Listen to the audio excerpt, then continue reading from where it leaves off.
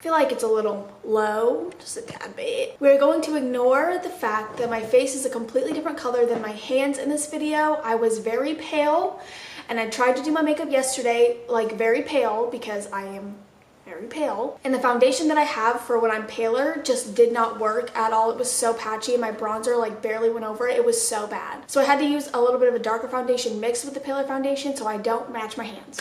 And we're just going to ignore it because I would rather be a little bit too dark than be ugly.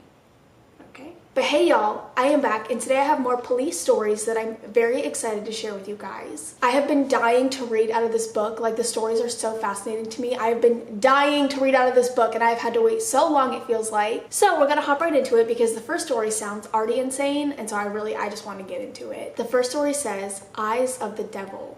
And if you didn't know, these are like police paranormal stories, like police ghost stories. I did one video on this before, so this is my second video reading from this book. But if you didn't know, these are police ghost stories, and this is Eyes of the Devil. The police were called to a domestic violence report in a poor inner city of America known for high amounts of crime, prostitution, human trafficking, and drug-related violence. Neighborhoods in a residential complex initially phoned in the call as they heard screaming and banging. The police arrived on scene and found 7 people, mostly from the families who lived in the complex, out on the grass praying silently. The officers heard the people mumbling under their breath as though they didn't want to disturb someone.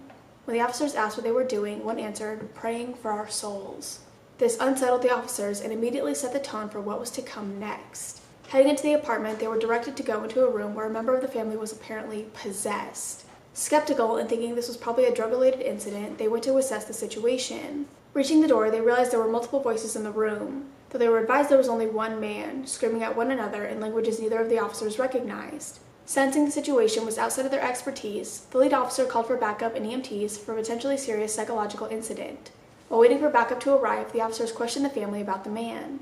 Apparently, he'd been acting odd for weeks, becoming anxious and agitated over minuscule things and progressively more haggard and pale as if he was ill. About half an hour before the police arrived, he started screaming he was going to eat his family and would be dragged back to hell because he'd broken the agreement. Next, he started begging the Virgin Mary to save him and began foaming at the mouth and burning himself with holy candles. The family managed to stop him and move him to another room, but he'd been more violent to the point where they couldn't control him. A family member said they'd given up when he'd climbed on the walls onto the ceiling. As the family retold the story, the man continued to scream so piercingly in unknown languages, the walls were shaking. All of the officers involved in the incident were highly experienced, longtime members of the force, but many of the officers were starting to come unglued. One officer even passed a rosary through his fingers to comfort himself while the rest managed to keep a lid on their fears. When the EMTs and backup arrived, they headed upstairs with the officers to the man's room. They tried the door, but the man locked himself in, forcing the officers to break the door down. They discovered a room completely upturned, almost everything knocked over and covered in bloody foam from the man's mouth. There was one desk lamp still on and working, casting shadows of strange shapes that seemed to transform when eyed. After the officers were sure no one else was in the room, the EMTs moved in and tried to calm the man down. He was huddled up in the corner of the room, hunched up in a squat like an animal over a fresh kill. He was rambling under his breath to an invisible figure. One of the medics said his name and his head picked up, but in a way like a dog does, just a movement of the head and neck, with no self-consciousness of his moments. A couple of the officers put their hands onto their guns at that point, a natural reaction sensing an immediate threat. Disturbed by this, but still trying to remain calm, the medic asked the man how he was feeling.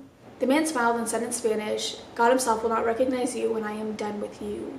At that point, the officers and medics made a unanimous agreement to take the man into custody quickly. But as they were discussing the situation, the man stood up, breathing heavily. From the scratch marks on his body, it was clear he'd been clawing at himself, and his chest was covered in bloody foam from his mouth. Smiling again, he looked at the rosary the officer had hanging around his chest. "That trinket won't save you," he said, as he rushed towards them. Despite it being just one man against 6 other people, they had a major fight on their hands. The first officer the man got tackled him to the ground, as the others jumped in to pile on top and stop him through sheer weight alone.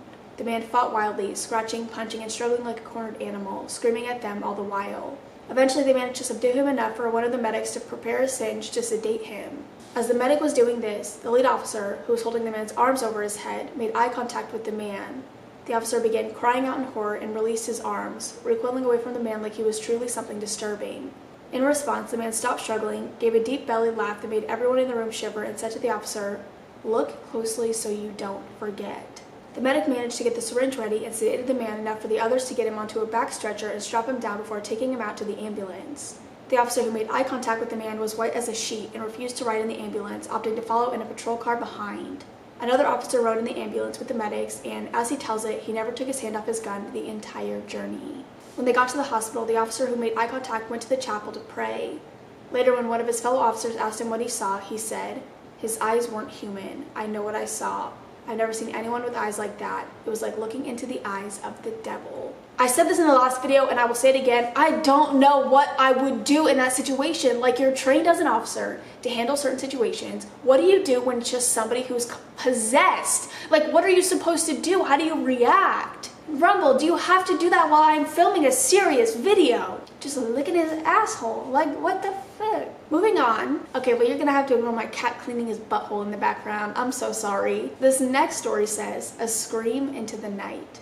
Rural Wyoming isn't like the other country areas. There are often houses 50 or 100 miles away from the nearest civilization, hidden deep in the plains and forests. One night, a police officer and his partner were called out at about 11 p.m. to a house deep in the countryside for reported suspicious activity.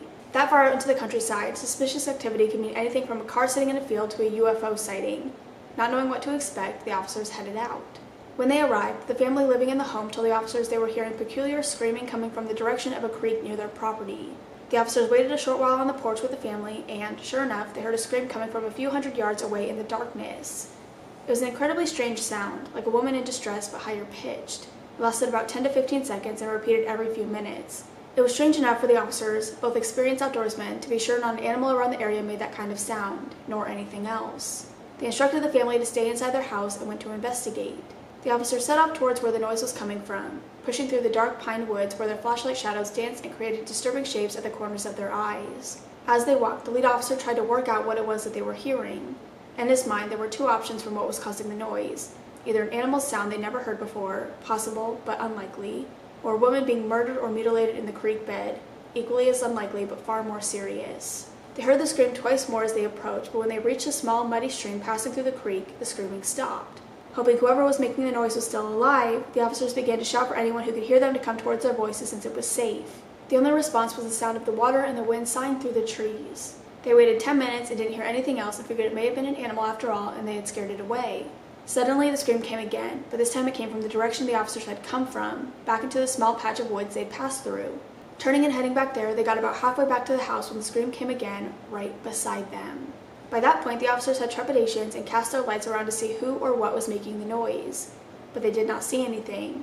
No eyes shining in the darkness, no rustles of bushes or glimpses of something running off. Just silence and darkness. Also, I don't know if I said trepidations right. Sorry about that. I don't know how to say big words. The scream came again, back towards the creek, and this time lasted longer and louder than ever before, making their ears ring. The lead officer would later describe it as sounding almost malignant, as though it wanted them to leave. The two officers decided to retreat back to the house at this point as their hair rose on their arms and neck. Whatever it was, the final scream convinced them they didn't want to find out. At the house, they told the family to call again if they heard anything else and ran out of the place as quickly as possible. The lead officer later described the utter silence of the area and how unusual it was considering during Wyoming summers, especially in wet areas, there's always insects and frogs making a racket. But during the whole time the officers were searching, it was as silent as a grave.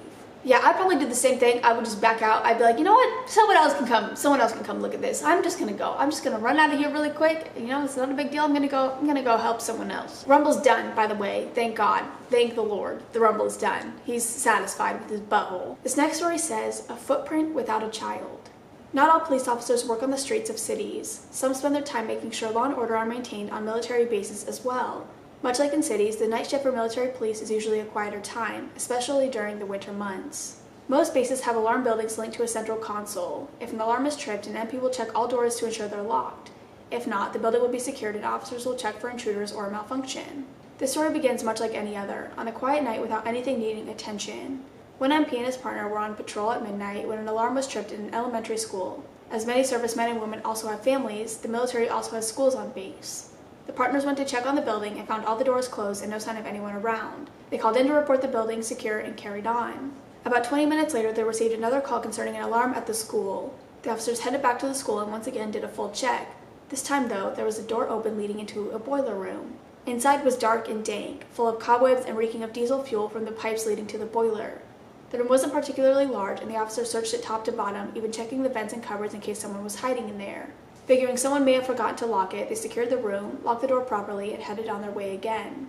Another half an hour later, another call arrived about the alarm. Once again, they headed back to the school, feeling increasingly hoodwinked. They checked all the doors and found them all to be locked, including the boiler room they had previously checked. The doors were alarmed, but if someone yanked hard enough on one, the alarm would go off. In the past, teenagers on base had been known to do it if they were particularly bored, despite the risk of serious reprimands if caught. To test their theory, the two officers sat on opposite sides of the school and waited to see if anyone approached it. There was no activity for a long time, including lights, sounds, or movement. But just as the officers were about to leave, they received a call about another alarm being set off, inside the school this time. Wanting to put a stop to the vexation, they called the central desk and asked for the building's custodian to join them in doing an internal sweep of the school. At that point, it was about 3 a.m. and the officers were becoming tired and irritable. The custodian showed up and the three of them began a walkthrough of the school, checking classrooms, cupboards, and maintenance rooms. The school is designed to accommodate all the children on the base and had been built in the early 60s, meaning it was designed with winding corridors and numerous offshoots, making the search process slow and laborious. During the sweep, they didn't bother to turn on any lights, as they had powerful flashlights, but it did mean they were walking through an empty school in the pitch dark. One of the military officers described it as being an incredibly eerie experience. As they were nearing the end of their sweep, they noticed one of the maintenance rooms with its door open and light on inside. They were supposed to be the only 3 people in the building, and they had not been in that room yet. The police and custodian all confirmed they did not see the light on earlier or anyone enter the room. It's important to note the maintenance rooms were small, nothing more than a large closet, with nowhere to hide once inside.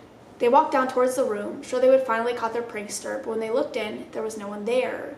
The only things inside were a few brooms and a couple of boxes and spare desk parts. However, on the middle of the floor there was a single wet footprint, the size of a child's foot, as though he or she had run through a puddle and continued through the room, tracking the water with them. There was no water on the floor or anywhere else nearby, and the footprint was facing a wall, as though whoever made it stepped through the wall. Each man involved described feeling chills ascend their spine. The men stated they were the only people in the building and no one reported a missing child.